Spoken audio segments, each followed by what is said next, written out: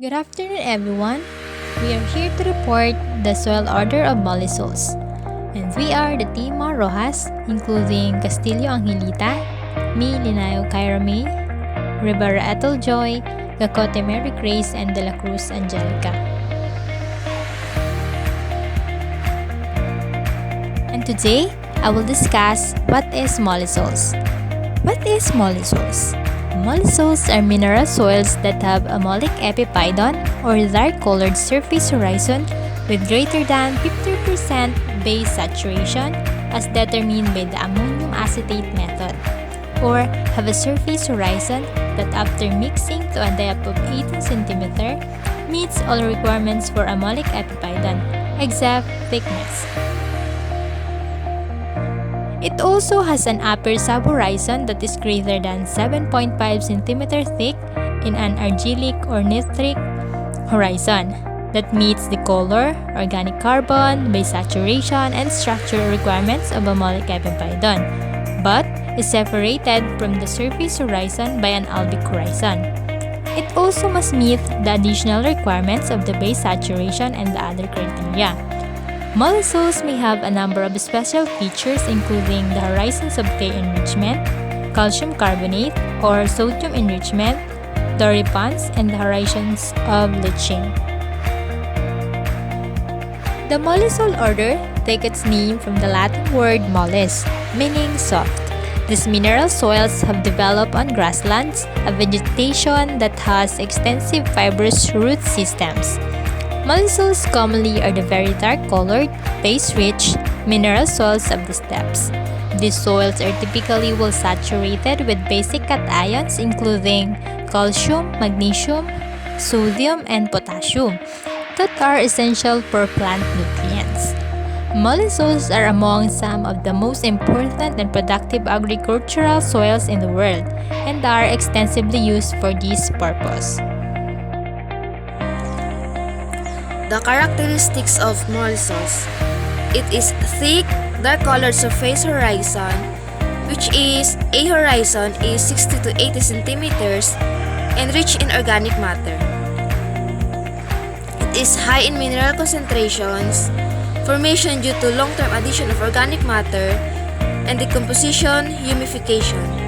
Mollisols are very productive soils and used heavily for agriculture throughout the world and economically important. Developed from calcareous parent material, globally occupy 7% of ice-free land area. In the US, mollisols are the most extensive soil order. They cover about 21.5% of the land area. So now we proceed on the diagnostic horizon.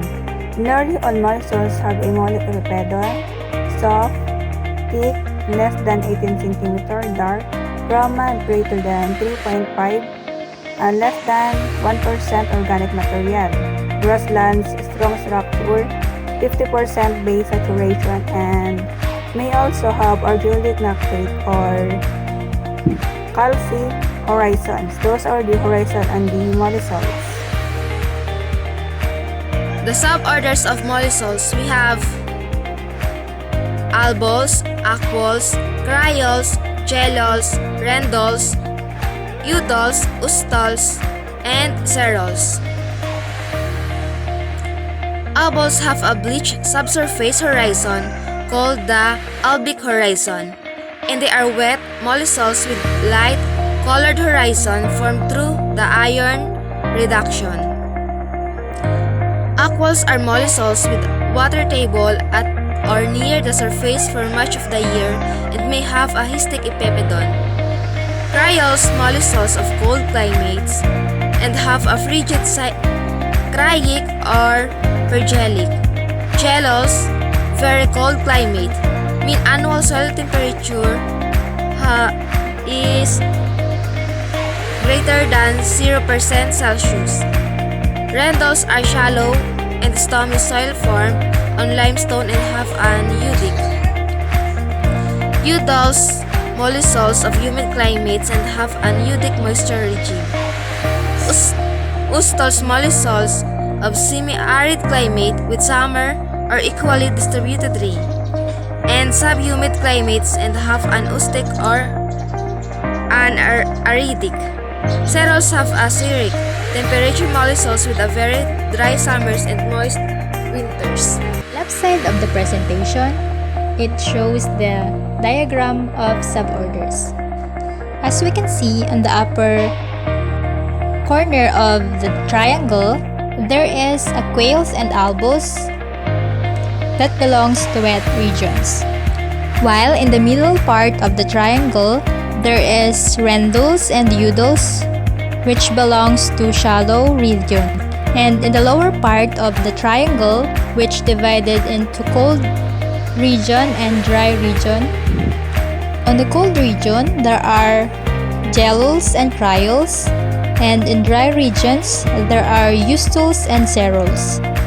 On the right side of the presentation, it represents the soil of albos, aqueous, cryols, and gelules.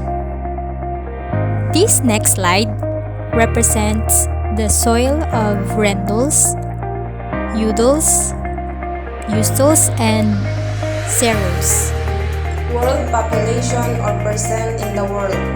Mollisols aka black soils or prairie soil make up about 916 million hectare, which is 7% of the world's ice-free and surface.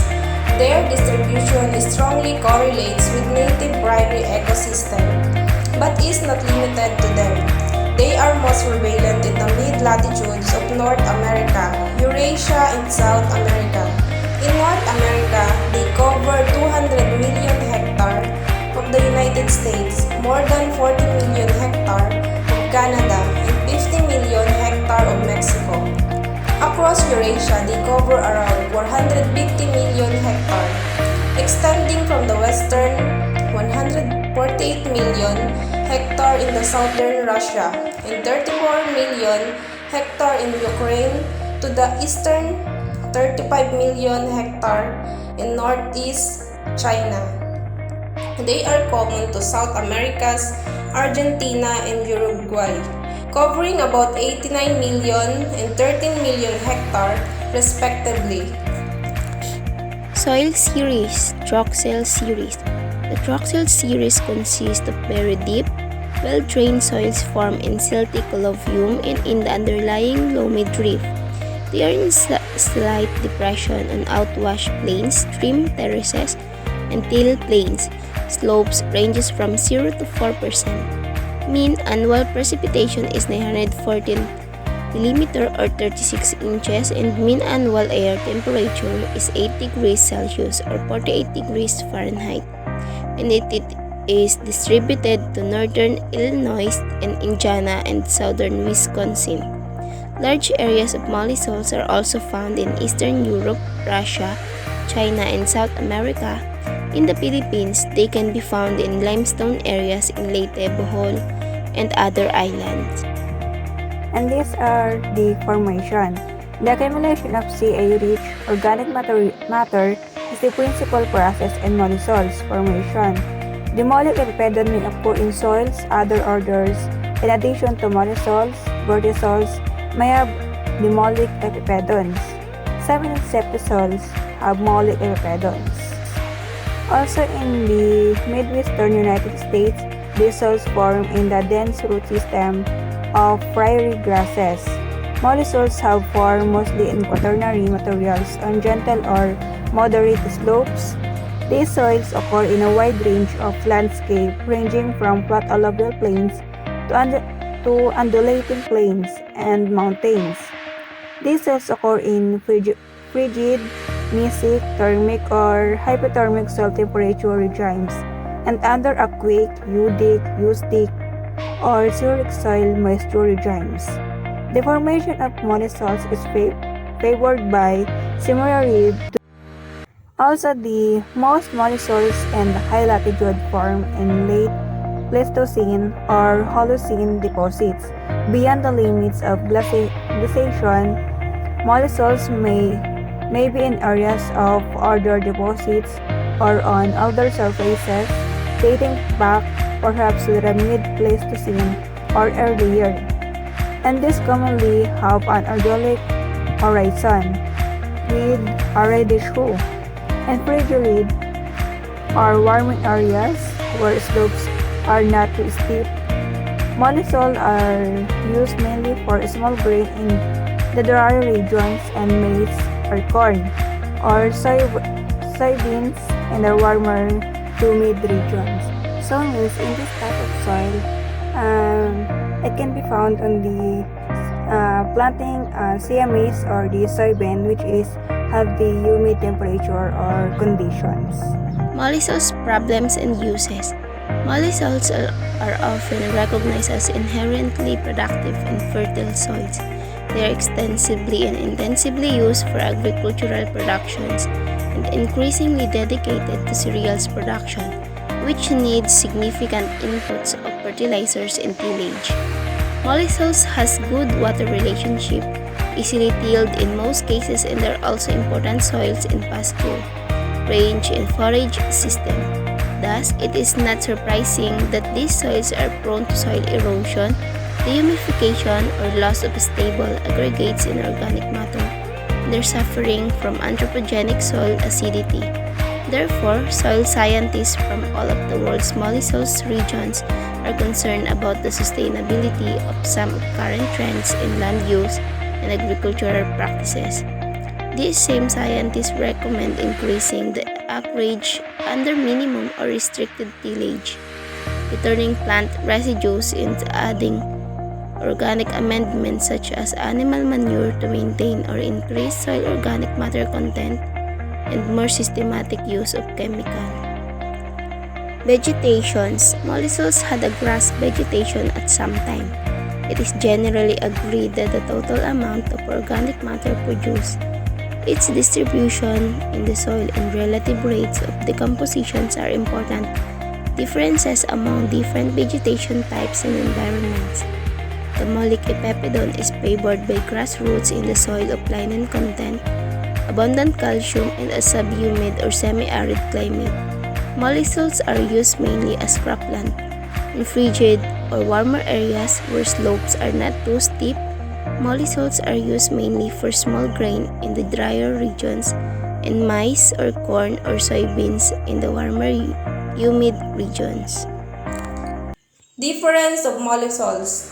Unlike alpisols and utisols, mollisols have a mollic epipedon, both a surface horizon that meets all of the requirement for a mollic epipedon except thickness after the soil has been mixed to a depth of 18 cm in the subhorizon, more than 7.5 cm thick, within the upper part of the argillic, candic, or natric horizon that meets the color, organic carbon content, base saturation, and structure requirement for a mollic epipedon, but is separated from the surface horizon by an albic horizon.